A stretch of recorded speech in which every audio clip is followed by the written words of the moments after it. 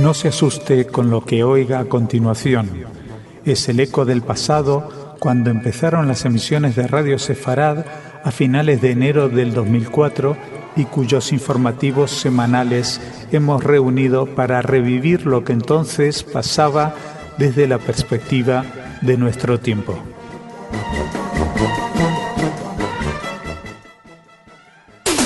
En Radio Sefarad, noticias.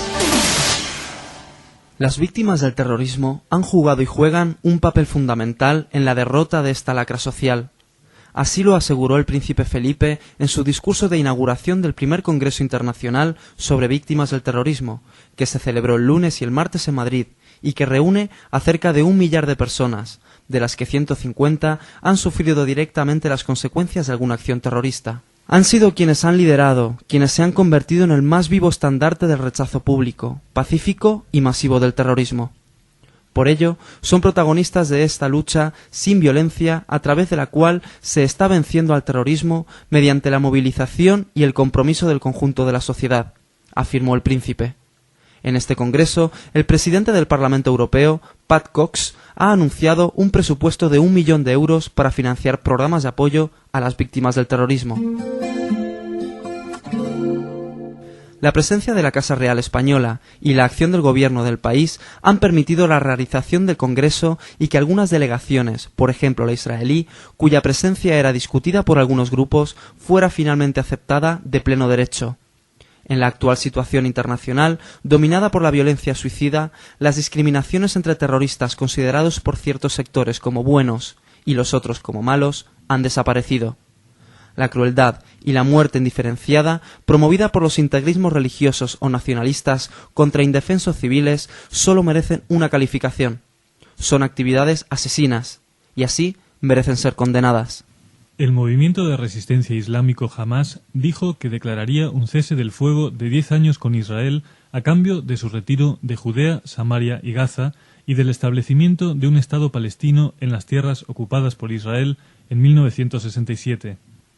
El vocero y cofundador de Hamás, Abdel al-Aziz al-Rantisi, le dijo a los periodistas ayer que el movimiento llegó a la conclusión de que es difícil liberar a toda la tierra en esta etapa, así que aceptaríamos una liberación por etapas. La repetida fórmula de paz por territorios inspira hoy un miedo comprensible a los israelíes. Un miedo a que la paz no llegue, los territorios estén entregados y las demandas territoriales continúen. Así ha sido hasta ahora. Lo confirman las arengas de Arafat, en árabe, sobre la recuperación completa de Jerusalén y el retorno de los refugiados, y las declaraciones de Hamás sobre la liberación, aunque en etapas, de toda la patria palestina. Son demandas que significan la desaparición de Israel. O hay una paz definitiva, o no hay etapas. Es la posición generalizada de la población del Estado. El presidente de Israel, Moshe Katsav, recibió hoy una lista con decenas de nombres de terroristas que el Ministerio de Justicia recomienda que sean perdonados para poder ser liberados bajo los acuerdos del canje con Hezbollah. Estos no incluyen a más de 300 terroristas quienes fueron convictos en cortes militares y no requieren un perdón presidencial. Los nombres de los terroristas que serán liberados pueden verse en el sitio de internet de las prisiones de Israel, http://list.ips.gov.il, que registró solo hoy 14.000 visitas. El Centro Simón Wiesenthal condena la incitación al odio por parte del líder boliviano Evo Morales. El Centro Wiesenthal condenó las declaraciones del líder cocalero boliviano Evo Morales, aspirante a la presidencia de su país, quien manifestó en declaraciones al diario Página 12 el pasado 18 de enero que Estados Unidos quiere convertir a Chile en el Israel de América Latina. Hemos participado en los grandes encuentros de organizaciones no gubernamentales en Sudáfrica y también en el Foro Social Mundial, donde Evo Morales es presentado como un modelo de la resistencia antiimperialista y el Estado de Israel es demonizado sistemáticamente. Las declaraciones de Morales resultan absolutamente irresponsables y ponen en riesgo a todas las comunidades judías de la región, señalaron Simon Samuels, director de Relaciones Internacionales del Centro Wiesenthal, y Sergio Bider, representante para América Latina, quienes se encuentran actualmente en Bombay participando en el Foro Social Mundial. Con sus declaraciones, Morales se pone al servicio de quienes incitan al odio y a la violencia. El discurso antisemita resta legitimidad a cualquier iniciativa política y el caso de Morales no es una excepción. Una encuesta realizada ayer por el periódico italiano Corriere della Sera indica que 1 de cada 3 europeos siente que los judíos deben pagar los juegos de ser víctimas del Holocausto. La encuesta, realizada por el Instituto Ipso, que cubre a 9 países europeos, dice que el 46% de aquellos encuestados sienten que los judíos son diferentes, y un 71% llama a Israel a que se retire de los territorios palestinos. Un 9% de los encuestados dijo que los judíos les desagradan y no confían en ellos, y un 15% preferiría que Israel no existiese. En todos los países encuestados por el periódico italiano, el sentimiento antisemita fue relacionado con el sentimiento antiisraelí. Las encuestas del Corriere della Sera son tan fiables como cualquier otra. Pocos dudan hoy que las preguntas de encuestas inducen a las respuestas. Estas últimas son preocupantes, sin duda, pero más aún lo son las preguntas y las motivaciones de quienes las formulan de esa manera. También de Italia nos llega una noticia sobre el compromiso del fútbol en la lucha contra el antisemitismo.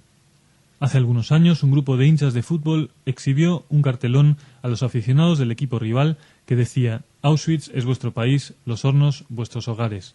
5 años después, mientras aumentan en Europa los actos hostiles y violentos contra los judíos, el fútbol italiano se propone usar el mismo estadio para jugar un partido con el que recaudar fondos para un museo del Holocausto en Roma. A la vez, ordenó a los futbolistas profesionales entrar este fin de semana en los campos de juego con camisetas que conmemoren el Día en Memoria del Holocausto. Los dirigentes judíos se preguntan si el fútbol, pasión en Europa, puede ser un vehículo adecuado para hacer frente al problema. Era hora, comentó el secretario general del Congreso Judío, Serge Quaigenbaum, es un tipo informal de educación que debería ampliarse. El fútbol, pasión de multitudes, responde al concepto sociológico de masa plenamente. No está de más tratar de que las muchedumbres se enteren de algo más que las alineaciones de sus equipos. La expulsión de los judíos que vivían en España, ordenada en 1492 por los reyes católicos, será el argumento de la próxima película La Pasión de Josué, del director siciliano Pasquale Scimeca. España, Francia, Italia y el Reino Unido financiarán esta coproducción de 6 millones de euros ambientada en la España de finales del siglo XV, y contará la expulsión del pueblo judío y el éxodo al que se ha visto obligada esta comunidad desde entonces. El largometraje ilustra las peripecias de un joven judío que junto a su familia emigra a Sicilia, donde es obligado a convertirse al catolicismo. En Radio Sefarad, noticias. Israel mantiene la esperanza de que la Corte Internacional de Justicia de La Haya rehúse tratar el tema de la valla de seguridad. 20 países así lo han solicitado. Los Estados europeos que se oponen a que la controversia llegue a La Haya han aclarado su posición comentando que no apoyan la construcción de la valla, sino que no desean politizar el tribunal. Las audiencias se celebrarán el próximo 23 de febrero en La Haya. Israel aún no ha decidido su participación. Para el ministro de Exteriores israelí, Silvan Shalom, este resultado se ha obtenido por el esfuerzo diplomático en demostrar que se trataba de un tema político. Continuando con los esfuerzos diplomáticos, Israel se ha embarcado en una campaña para terminar con la ocupación siria del Líbano, según ha declarado Silvan Shalom. Ha llegado el momento de que Siria termine con la ocupación del Líbano, una ocupación que continúa desde 1976, ha comentado Shalom. Sentar a un Estado democrático como Israel en el sillón de acusados de La Haya es una maniobra a todas luces política, además de insultante para los ciudadanos israelíes que sufren casi a diario la violencia terrorista que justifica la existencia de una valla de seguridad. Los países acusadores deberían de mirarse antes al espejo y determinar si no tienen peores culpas que expiar. En una ceremonia eminentemente emotiva, el Estado de Israel recibió los cuerpos de los soldados recuperados por el intercambio con Hezbollah. Además de los familiares de los soldados fallecidos, destacó la presencia del presidente Moshe Katsav y el primer ministro Ariel Sharon, entre otras personalidades. El rabino jefe del ejército, Israel Weiss, leyó una cita de la Biblia en honor de los soldados y sus familias. Durante la ceremonia, los padres de los 2 soldados judíos recitaron el Kadish en honor de los muertos y un imán recitó al-Fatha, una oración musulmana en memoria del soldado beduino asesinado. La grotesca descompensación del intercambio realizado entre Israel e Hezbolá la semana pasada ha dado mucho que pensar en Israel, donde rige el principio de no negociación con el terrorismo. La ceremonia realizada da cuenta de otro principio de igual valor: traer los hijos a casa, vivos o muertos, sean estos musulmanes, cristianos o judíos. El primer ministro francés, Jean-Pierre Raffarin, ha comentado la intención de su gobierno de aprobar una ley para disminuir las transmisiones de programas antisemitas de televisión procedentes de Oriente Próximo y de diferentes empresas operadoras. La decisión se ha tomado tras la solicitud presentada por el presidente del Consejo Representativo de las Instituciones Judías de Francia, Roger Kuckerman, para que se bloqueen esas transmisiones antisemitas que estimulan a los jóvenes musulmanes en Francia a emprender acciones contra los judíos. La ley obligaría a las empresas operadoras a informar a París de los detalles sobre sus estaciones y serían multadas si transmitieran material provocativo u ofensivo. La televisión por satélite llega ampliamente a los barrios pobres de Francia, donde han ocurrido la mayor parte de los ataques contra judíos en los últimos tiempos. La instigación al odio antisemita siempre ha tenido en los medios su principal aliado, como demostró sobradamente la publicación nazi Der Stürmer en los años 30. Hoy los medios son otros, tal vez más peligrosos, y la acción contra estas expresiones antisemitas debe ser inequívoca y contundente. Pioneros del celuloide es el título de la muestra sobre la importantísima influencia de los judíos en las primeras épocas del cine alemán. La exposición se ha inaugurado hoy en el Centro Judaico de Berlín y será la primera de este tipo en la historia de Alemania.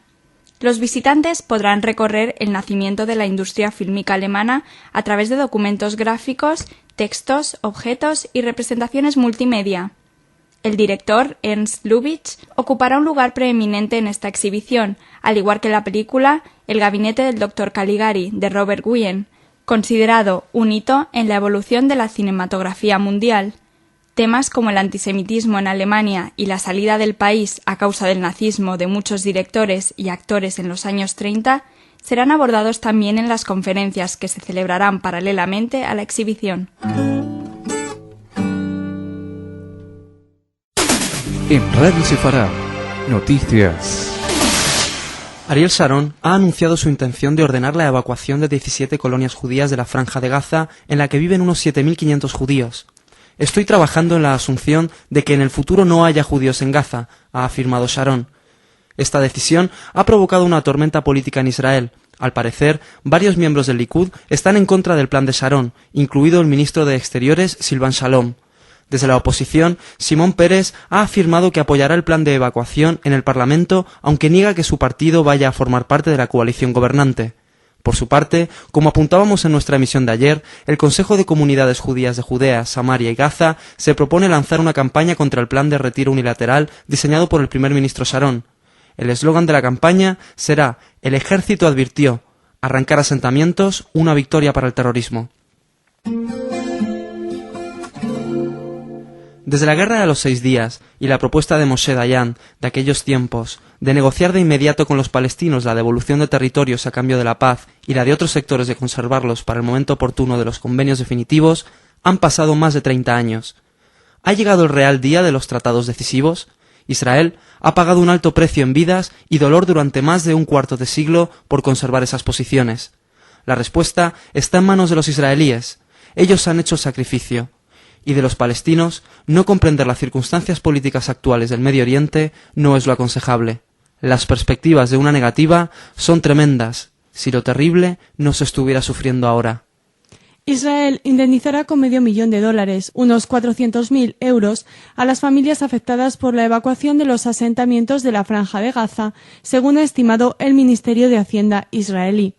El primer ministro Ariel Sharon ha encomendado la tarea de planificar el desmantelamiento de esos asentamientos al director de la Comisión de Seguridad Nacional, general Giora Eiland.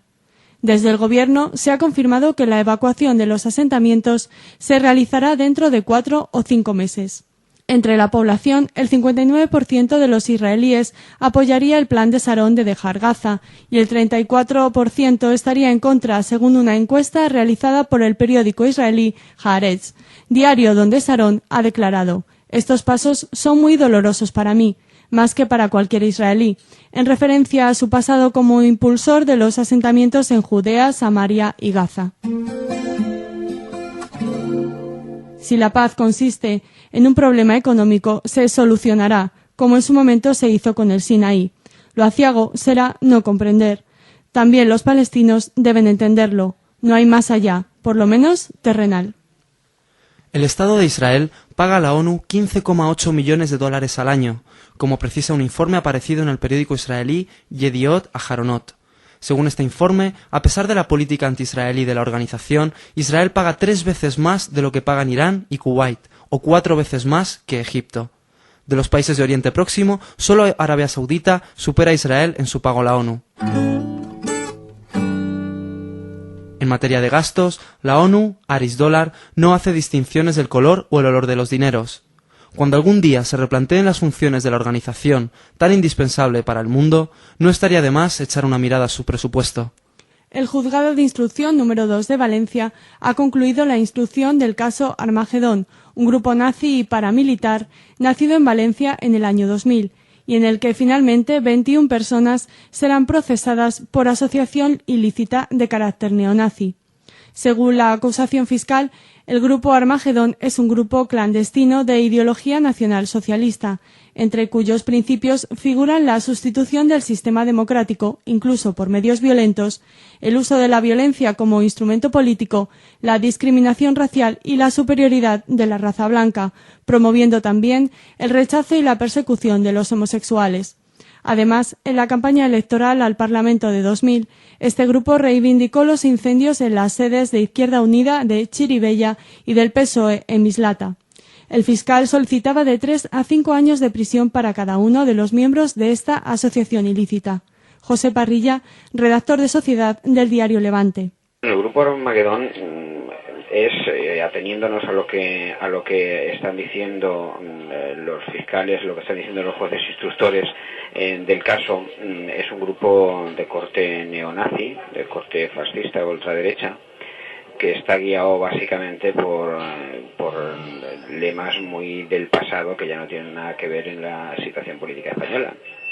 Fundamentalmente se trata de un grupo de extrema derecha marginal que lo que hace es atentar contra todo lo que son los derechos humanos y los valores de la democracia actual. Y además con símbolos nazis, con ese tipo de ideología, ¿no? Promoviendo campos de entrenamiento, el uso de la violencia como instrumento político y persiguiendo a los diferentes, ¿no? Sin duda, ese es el leitmotiv de sus actividades. Hasta ahora eso es lo que se conoce de ellos, porque estos grupos están muy escondidos y solo cuando salen a la luz pública es cuando vemos la verdadera cara de esta gente, ¿no? Se está juzgando a 21 personas. ¿Se podría considerar que este grupo está, digamos, extinguido o controlado? El grupo como tal posiblemente sí que esté, no sé si extinguido, pero desde luego muy controlado, sin duda que este grupo. Pero eso no significa que se haya acabado con este tipo de organizaciones o con organizaciones, porque están muy entremezcladas entre sí. Es decir, si vamos a suponer que ha habido 21 detenidos, vamos a suponer, no los ha habido, 21 detenidos del grupo Armagedón, eso no significa que estas personas hayan dejado de militar en otros grupos. Seguramente pertenecerán a otros grupos fascistas, a otras peñas de fútbol, a otros grupos musicales que tienen esas mismas conexiones, que estén en organizaciones que funcionan solamente por internet, etcétera, etcétera. Son grupos muy pequeños pero que están muy entremezclados entre sí, con lo cual que desarticules a uno no significa que haya desarticulado la actividad de sus componentes, porque pueden mantenerla en otros sitios distintos. El perfil de estas personas yo creo que son gentes de poca edad, muchos de ellos menores de edad incluso, que son fáciles de manejar, siempre en los grupos hay una o varias personas que son los que ideológicamente manejan el cotarro e incluso las actividades las manejan, y luego pues lo que son los componentes pues suelen ser gente de corta edad que afortunadamente, en cuanto que culturalmente y personalmente evolucionan un poco, van abandonando, aunque les quede un pozo ahí para toda la vida o no sé, pero van abandonando por lo menos la actividad directa neonazi, esta de la que estamos hablando. Yo creo que son jóvenes fáciles de manejar, sobre todo. El nazismo y todas las ideologías extremistas de derecha están penadas por las leyes en España y la mayoría de los estados democráticos occidentales. Hay que aplicarlas con rigor y no dejar que la hiedra ahogue las libertades de nuestro país. También el grupo de cabezas rapadas que asaltó el local de copas La Fin del Mundo de la capital murciana el pasado noviembre ha sido detenido por agentes de la Brigada Regional de Información del Cuerpo Nacional de Policía de Murcia. La policía ha detenido a 5 personas y ha identificado a otros 2 jóvenes, todos de tendencias neonazis, con antecedentes y pertenecientes a peñas ultras como presuntos autores del ataque a ese local nocturno frecuentado por chicos y chicas comprometidos con movimientos sociales. El asalto causó graves daños dentro y fuera del local, en cuya fachada los detenidos escribieron frases insultantes y símbolos de ideología nazi. Los nazis locales carecen de toda ideología y base teórica. Se trata de grupos de marginales, desarraigados, violentos e inconscientes de su peligrosidad social. En Radio Sefarad, noticias. El líder espiritual de Hamás, el jeque árabe Ahmed Yassin, ha afirmado que su grupo planifica secuestrar soldados israelíes para conseguir a cambio la liberación de detenidos palestinos por parte de Israel tras el reciente intercambio de prisioneros. Estas declaraciones efectuadas a la prensa en la ciudad de Gaza estarían en consonancia con las efectuadas por el líder de Hezbollah, Hassan Nasrallah. Un portavoz israelí, en respuesta a Yassin, ha manifestado que Ahmed Yassin y su banda deberían ser conscientes de que Israel cuenta con elementos y métodos como para evitar esa posibilidad. La lucha entre democracia y terrorismo es siempre desigual e injusta. Las decisiones son difíciles y toda negociación un desafío en el que la democracia lleva todas las de perder. Los terroristas trafican con la vida para lograr sus objetivos. Mientras que para un Estado democrático el preservar las vidas de sus ciudadanos es un principio fundamental, los terroristas no valoran siquiera la propia. Israel inicia la importación de agua dulce desde Turquía. Un total de 50 millones de metros cúbicos anuales serán transportados de Anatolia al puerto de Ashkelon, al sur de Tel Aviv, mediante una flota de barcos cisterna. Esta acción es parte de un plan que prevé la compra a Turquía de 1.000 millones de metros cúbicos de agua en los próximos 20 años. Agua de un país musulmán para Israel. Turquía, entre otros elementos más importantes, es el destino preferido de los turistas israelíes. La paz es posible, solo los fanáticos no lo creen y lo impiden. El imán Omar Bakri, portavoz oficioso de la red terrorista Al-Qaeda en Europa, ha amenazado con la realización de atentados de mayor envergadura y consecuencias que el 11 de septiembre. Los musulmanes del mundo entero esperan la buena nueva. Mi consejo es observar con mucha atención las comunicaciones que circulan en las páginas web, ha comentado Bakri, quien realizó estas declaraciones al diario italiano La Repubblica. De Al-Qaeda siempre se puede esperar lo peor, pero lo inimaginablemente vil de su parte también es posible. No es una guerra como las conocidas hasta ahora en la historia. Se trata de una contienda de nuevas y aborrecibles formas de las cuales aún está por llegar lo malo, si no se evita ya. Corea del Norte ha llevado a cabo experimentos químicos en cámaras de gas con prisioneros políticos en al menos uno de sus campos de concentración, el llamado 22, cercano a la frontera con Rusia. Un antiguo jefe de seguridad de uno de estos campos ha sido el que ha revelado esta estremecedora noticia. El Centro Simón Wiesenthal ha solicitado a las Naciones Unidas la creación de un tribunal internacional que investigue la veracidad de los hechos denunciados. Se estima que Corea del Norte cuenta con una docena de campos de concentración en los que podrían hallarse más de 200.000 personas. Pocos podían imaginar que tras la barbarie de Auschwitz, atrocidades similares pudieran repetirse. El gaseamiento de personas ha sido una práctica habitual por sátrapas de Oriente Medio, como Saddam Hussein, quien empleó armas químicas contra iraníes y kurdos. Términos como cámara de gas, campo de concentración, y lo que significan prevalecen aún en Corea. Esperemos que los escalofríos que a muchos nos provocan tengan consecuencias políticas.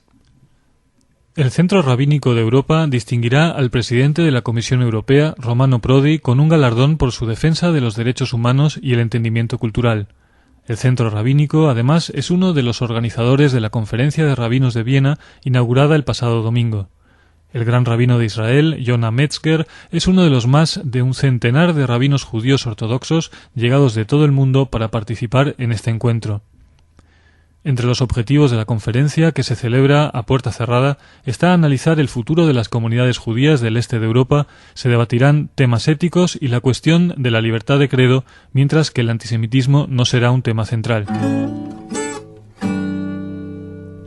El término religión procede del latín religare, en definitiva, unir, comunicar, una palabra y un sentido muy apartado de las identidades religiosas excluyentes y agresivas que han sembrado la historia de la humanidad de atroces episodios.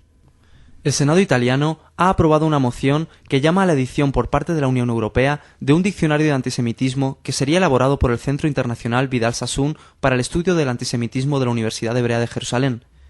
El diccionario incorporará términos y manifestaciones del antisemitismo, tanto antiguas como modernas.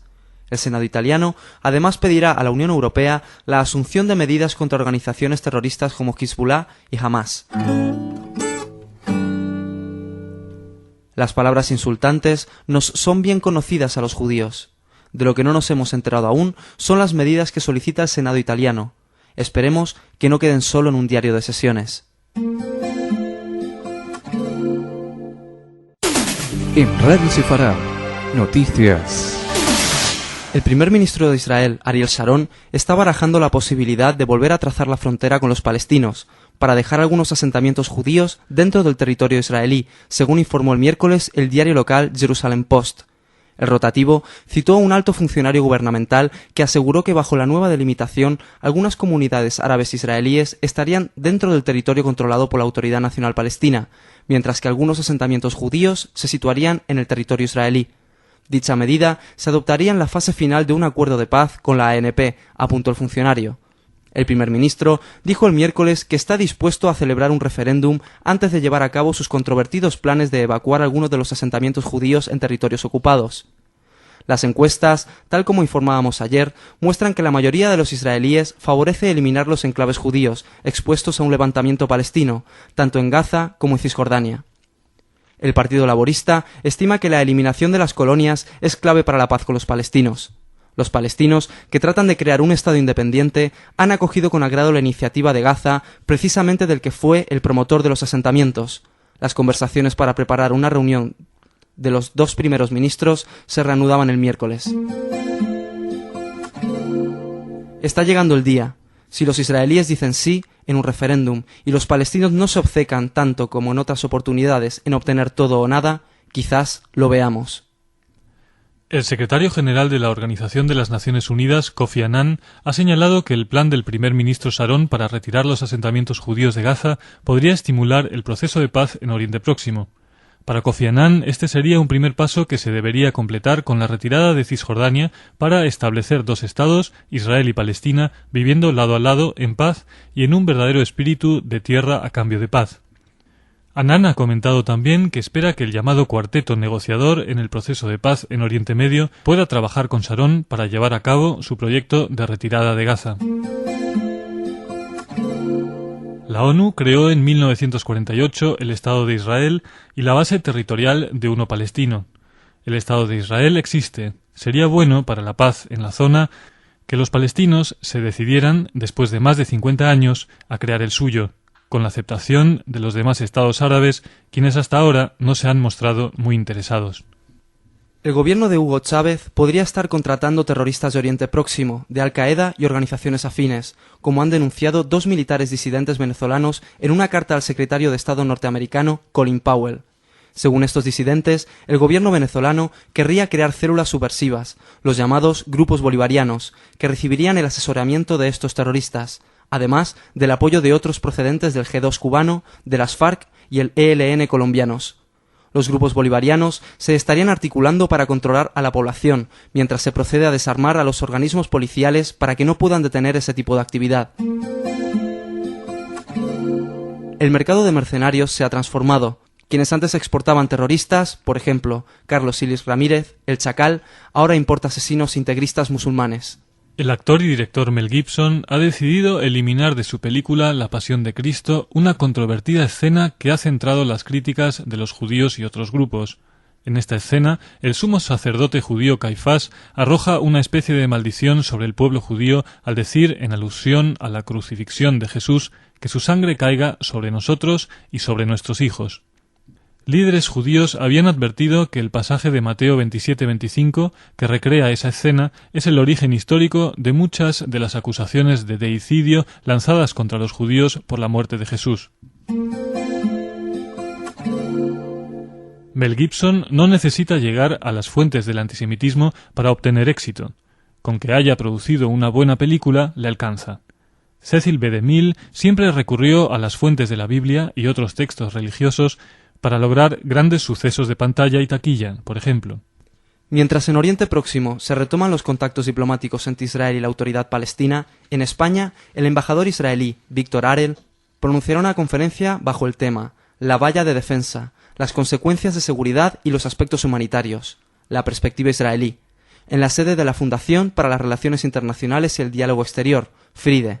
La Fundación FRIDE organiza este acto que tendrá lugar el próximo martes 10 de febrero. Una mujer de 37 años, residente en Jerusalén, ha dado a luz a mellizos después de que se le implantaran los embriones que habían sido congelados hace 12 años y que fueron fertilizados en un laboratorio. La mujer ya tenía 3 hijos concebidos por medios naturales. Este es un caso sin precedentes en la historia clínica, ha afirmado a la prensa local el ginecólogo Ariel Rebel del Hospital Universitario de Hadassah, en Jerusalén, quien atendió a la mujer.